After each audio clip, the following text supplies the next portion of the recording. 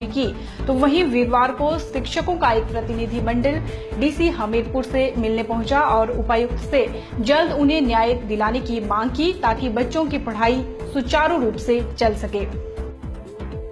पिछले कई दिनों से जाहू स्कूल में शिक्षकों और प्रधानाचार्य के बीच विवाद चल रहा है, जिसके कारण स्कूली बच्चों की पढ़ाई भी बाधित हो रही है। आपको बता दें कि इसी विवाद के चलते बुधवार को अभिभावक स्कूल परिसर में पहुंचे और प्रधानाचार्य के पक्ष में नारे लगाना शुरू कर दिए, जबकि स्कूल प्रबंधन व शिक्षकों के खिलाफ मुर्दाबाद के नारे लगाए गए।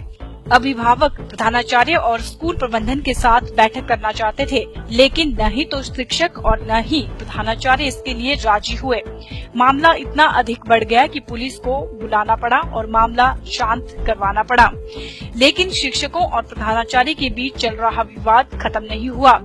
शिक्षकों ने उपायुक्त हमीरपुर मदन चौहान से शिकायत की है कि बुधवार के दिन जो लोग वहां नारे लगा रहे थे वे गुंडागर्दी पर उतर आए थे, जिसके कारण स्कूल का वातावरण भी काफी हद तक खराब हुआ।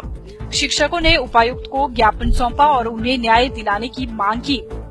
प्रधानाचार्य के खिलाफ हम डीसी साहब से मिलने आए हैं, क्योंकि वहाँ पे गुंडागर्दी का माहौल उन्होंने बनाया हुआ है। लोकल कम्युनिटी के लोग आ रहे हैं। 1 महीने से हमने विभाग को शिकायत की, अभी तक विभागीय कार्रवाई का कोई जवाब आता। इन्होंने हमारे ऊपर प्रेशर बनाना शुरू कर दिया और कल तो हद हो गई जब स्थानीय लोगों को बुला के कोई 10-12 गुंडे लाए और लड़के थे असामाजिक तत्व, जबकि उनका कोई लेना देना नहीं था। और बच्चों के अभिभावक भी बहुत कम थे, उसमें कम से कम 4-5 अभिभावक होंगे। और जो बाकी लोग आए थे वो जैसे ऐसा था जैसे भाड़े पे लाए हुए हैं उनको, और उन्होंने गुंडागर्दी का माहौल वहाँ पे बनाया हुआ था।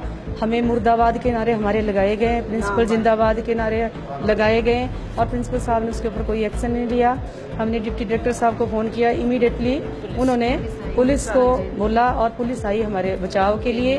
फिर जाहू पुलिस ने हमारा बचाव किया और स्थानीय लोग जो थे वो मार पीटने वाले माहौल पे थे और बोला घसीट के लाओ इनको बाहर। लाइब्रेरी में उसके बाद प्रधानाचार्य साहब ने जबरदस्ती हमें बोला कि आप मीटिंग में आओ। पीएन के द्वारा मैसेज भिजवाया गया, लेकिन हम मीटिंग में नहीं गए क्योंकि हमें इंतजार है अपनी विभागीय कार्रवाई का।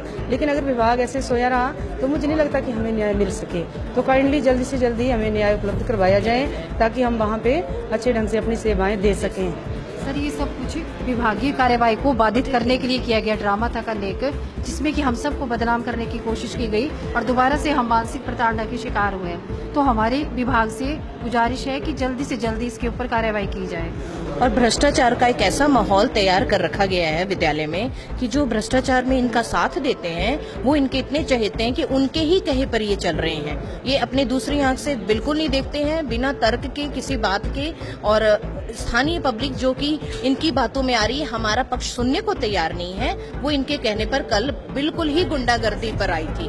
और ये एसएमसी भी मात्र 1 महीना पहले बनी है, जिससे पूरी मामले की जांच पड़ताल की ही नहीं है और प्रस्ताव पे प्रस्ताव डाल रही है बिना दूसरे पक्ष को बताए। ना ही किसी शिक्षक को बताया जाता है कि क्या प्रस्ताव पढ़ रहे हैं और जिसमें हमें गलत प्रस्ताव डाल रहे हैं। बच्चों को स्कूल में केवल शिक्षा ही नहीं